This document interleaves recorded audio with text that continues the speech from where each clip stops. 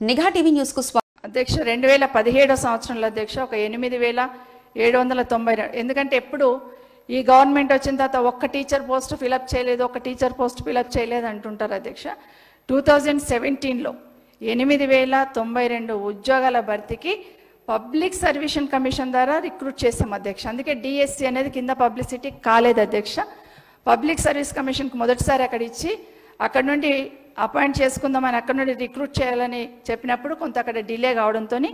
మళ్ళీ నెక్స్ట్ ఎప్పుడు చేసినా కూడా ఇంకా డిఎస్సి ద్వారానే చేయాలనే నిర్ణయం అప్పుడు తీసుకోవడం జరిగింది అధ్యక్ష 8792 ఉద్యోగాలు ఇక్కడే ఇచ్చాం అధ్యక్ష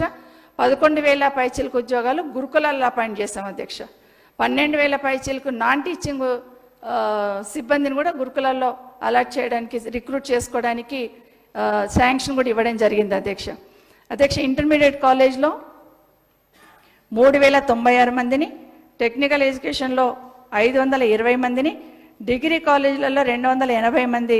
కాంట్రాక్ట్ అధ్యాపకులను రెగ్యులరైజ్ చేసినాం అధ్యక్ష వీళ్ళని రెగ్యులరైజ్ చేయడం జరిగింది అధ్యక్ష అధ్యక్ష నా విజ్ఞప్తి ఒకటే అధ్యక్ష ఎందుకంటే ఎన్నికల కన్నా ముందు కాంగ్రెస్ పార్టీ ప్రభుత్వం అధికారంలోకి వస్తే అందరినీ కూడా లెక్చరర్స్ గెస్ట్ లెక్చరర్స్ని కానీ లేకపోతే కాంట్రాక్ట్ లెక్చరర్స్ని కానీ రెగ్యులరైజ్ చేస్తామన్నారు అధ్యక్ష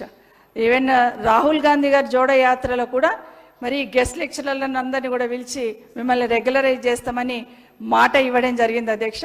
దయచేసి ఆ దిశగా ఆలోచించండి అన్నిటికన్నా ముఖ్యంగా ఇంటర్మీడియట్లో ఉన్న గెస్ట్ లెక్చరర్స్ ఎవరైతే ఉన్నారో అధ్యక్ష